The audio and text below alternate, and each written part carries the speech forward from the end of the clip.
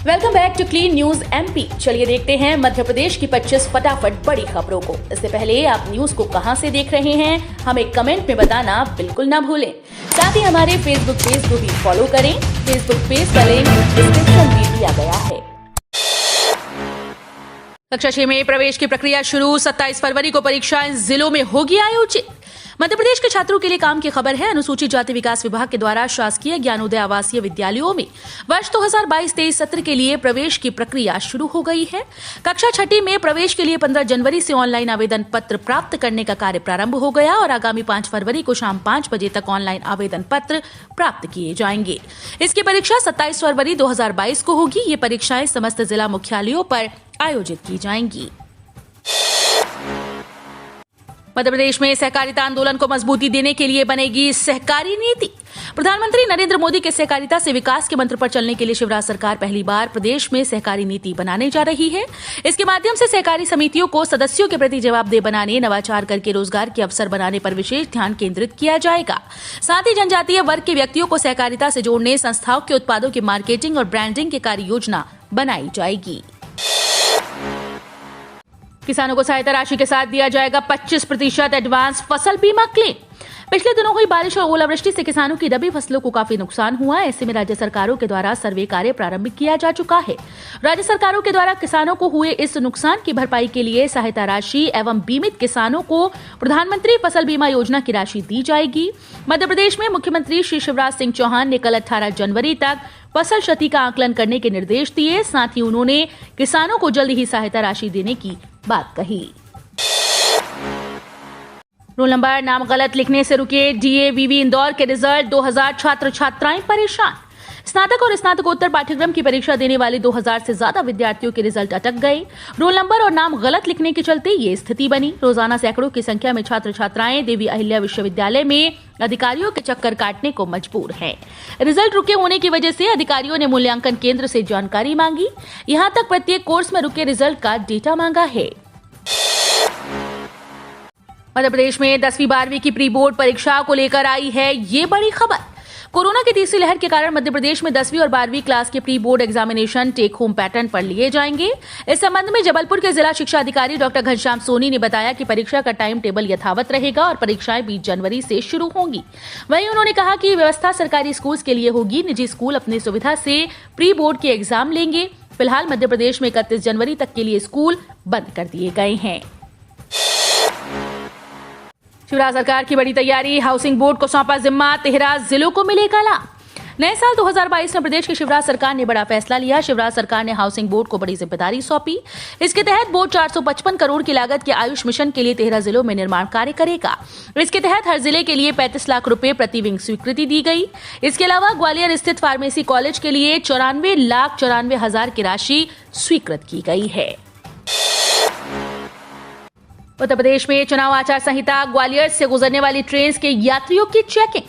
विधानसभा चुनाव उत्तर प्रदेश में हो रहे हैं, लेकिन RPF checking Gwalior railway station पर कर रही है।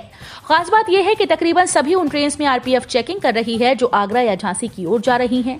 इसके साथ ही आरपीएफ ने सभी ट्रेन में चौकसी भी बढ़ा दी। चेकिंग में यात्रियों के सामान आदि की चेकिंग की जा रही है, जिससे पता चल सके कि कहीं कोई आपत्तिजनक सामग्री तो यूपी नहीं ले जा रहा। उत्तर प्रदेश में आचार संहिता लागू होते ही रेलवे सुरक्षा बल ने आचार संहिता को लेकर रेल परिक्षेत्र में चौकसी बढ़ा दी है। ऑनलाइन मोड हो सकती है कॉलेज की परीक्षाएं। गृह मंत्री ने दिए संकेत। मध्य प्रदेश में तेजी से बढ़ते कोरोना संक्रमण को देखते हुए कॉलेज और यूनिवर्सिटी की परीक्षाएं इस बार भी ऑफलाइन की बजाय ऑनलाइन हो सकती हैं। कॉलेज छात्रों और कांग्रेस द्वारा लगातार इसकी मांग उठाई जा रही है। इसी बीच कुछ विधायकों ने भी कॉलेज की परीक्षाओं को ऑनलाइन मोड की कराने की मांग की है। वहीं गृह मंत्री नरोत्तम मिश्रा ने भी विधायकों की इस मांग पर सरकार द्वारा विचार करने की बात कही। मीडिया से चर्चा करते हुए गृह मंत्री नरोत्तम मिश्रा ने कहा कि कोरोना संक्रमण को देखते हुए कुछ साथी विधायकों ने कॉलेज की परीक्षाएं ऑफलाइन की जगह ऑनलाइन मोड से करवाने की मांग की है। एमपी में पंचायत चुनाव टलने के बाद पंचायतों को प्रशासनिक अधिकार वापस सौंपे, सीएम का ऐलान। मध्य प्रदेश में पंचायत चुनाव टल जाने के बाद ग्रामीण क्षेत्रों में रुके विकास कार्यों के कारण अब राज्य शासन ने एक बार फिर से अब तक काम कर रहे जनप्रतिनिधियों को पुनः प्रशासनिक अधिकार सौंप दिए। मुख्यमंत्री शिवराज सिंह चौहान ने त्रिस्तरीय पंचायतों की प्रशासकीय समितियों और उनके प्रधानों को संबोधन में ये ऐलान किया। मुख्यमंत्री चौहान ने कल को इन सभी को संबोधित करते हुए पुराने निर्वाचित जनप्रतिनिधियों को फिर से अधिकार संपन्न किया। मगर ये चेतावनी दे दी कि सही ढंग से काम करें, जहां से भी शिकायत आएगी ये अधिकार वापस ले लिए जाएंगे। गृह मंत्री नरोत्तम मिश्रा की चेतावनी, चाइनीज मांझा बेचने वालों पर होगा उज्जैन जैसा एक्शन। मध्य प्रदेश में प्रतिबंध के बावजूद चाइनीज मांझे की खरीद फरोख्त करने वाले व्यापारियों को गृह मंत्री नरोत्तम मिश्रा ने कड़ी चेतावनी दी। उन्होंने कहा कि सरकार पहले ही चाइनीज मांझे पर प्रतिबंध लगा चुकी है। मैं सख्त चेतावनी देता हूं कि चाइनीज मांझा बेचने वालों पर उज्जैन जैसी ही कार्रवाई होगी। गृह मंत्री डॉक्टर मिश्रा ने कहा कि प्रतिबंध होने के बाद भी चाइनीज मांझा बेचने की घटनाएं सामने आ रही हैं। हमने इसको बहुत गंभीरता से लिया। अब जो भी चाइनीज मांझा बेचते पाया गया उसके खिलाफ वैसी ही कार्रवाई होगी जैसी उज्जैन में हुई। मध्य प्रदेश पंचायत चुनाव को लेकर बड़ी खबर, जाने ओबीसी आरक्षण पर सुप्रीम कोर्ट ने क्या कहा। मध्य प्रदेश के पंचायत चुनाव को लेकर बड़ी खबर है। कल सोमवार को पंचायत चुनाव में ओबीसी आरक्षण को बहाल कराने के लिए शिवराज सरकार की पुनर्विचार याचिका पर हुई सुनवाई को सुप्रीम कोर्ट ने फिर टाल दिया। अब अगली सुनवाई 19 जनवरी 2022 को होगी। सुप्रीम कोर्ट ने महाराष्ट्र के ओबीसी आरक्षण मामले में सुनवाई करते हुए कहा कि मध्य प्रदेश का मामला भी अब बुधवार 19 जनवरी को सुना जाएगा। फिर बदलेगा मौसम, इन जिलों में शीतलहर, घने कोहरे का अलर्ट, कोल्ड डे की चेतावनी।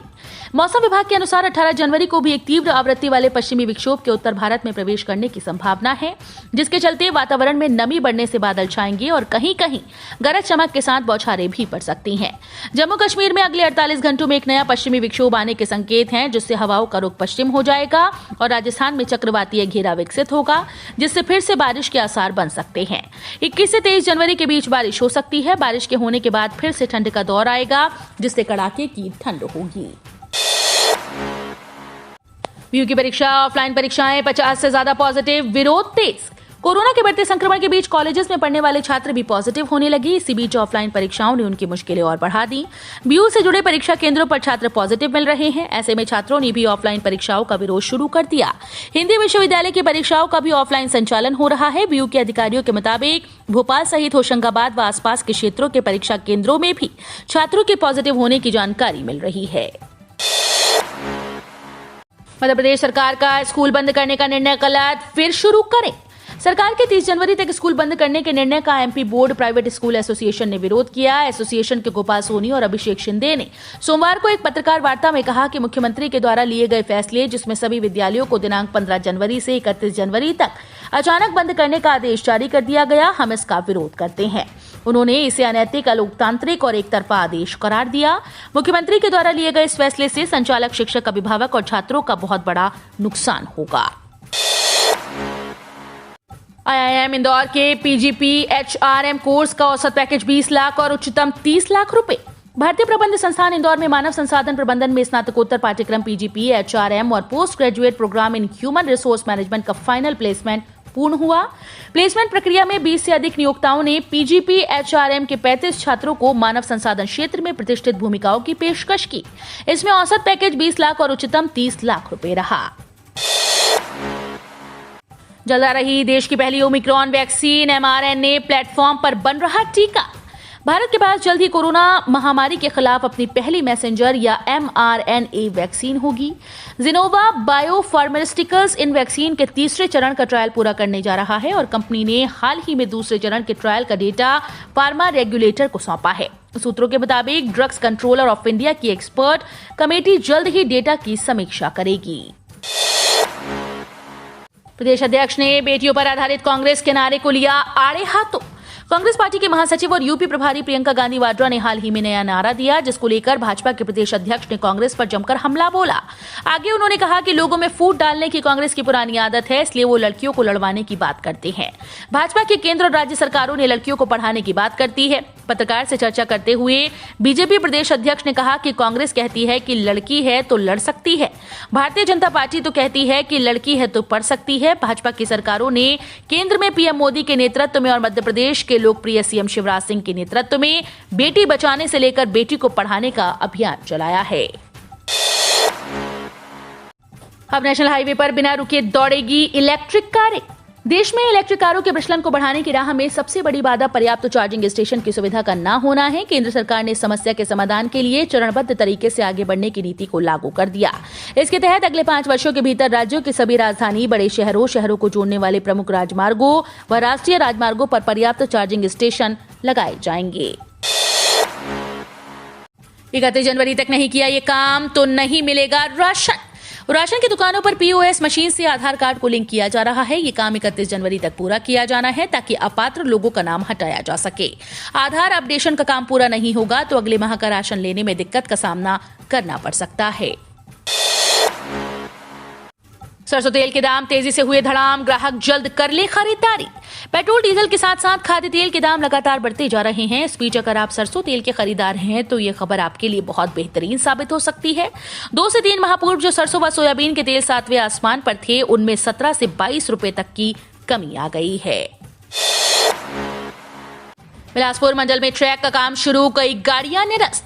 दक्षिण पूर्व मध्य रेलवे बिलासपुर मंडल के खरसिया रॉबर्टसन रेलखंड पर 3rd लाइन जोड़ने के लिए रॉबर्टसन स्टेशन पर 24 जनवरी तक ट्रैक में सुधार कार्य किया जाना है।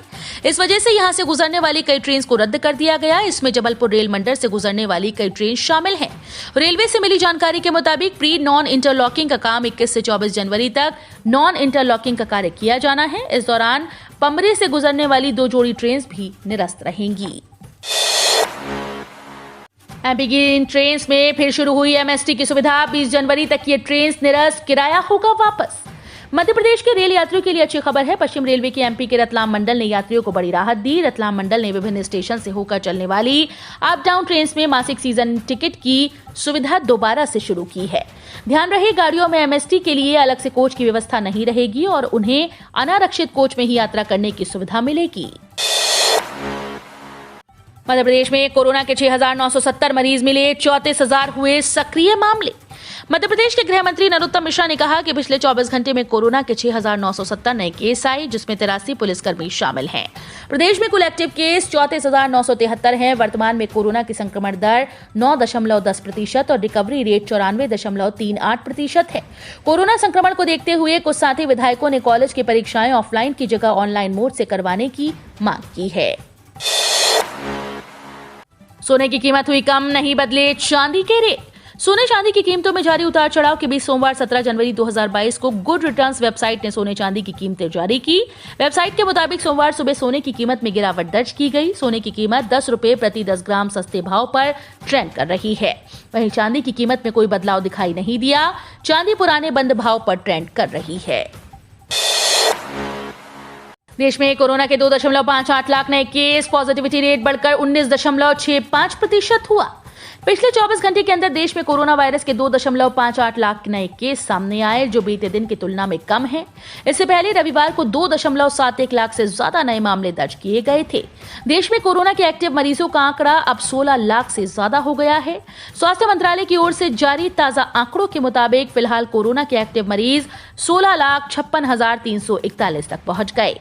रिकवरी रेट भी कम होकर 94.27% तक आ गया है। तो ये थी आज की 25 फटाफट बड़ी खबरें। अगर आपको न्यूज पसंद आई हो तो वीडियो को लाइक और शेयर जरूर करें। धन्यवाद।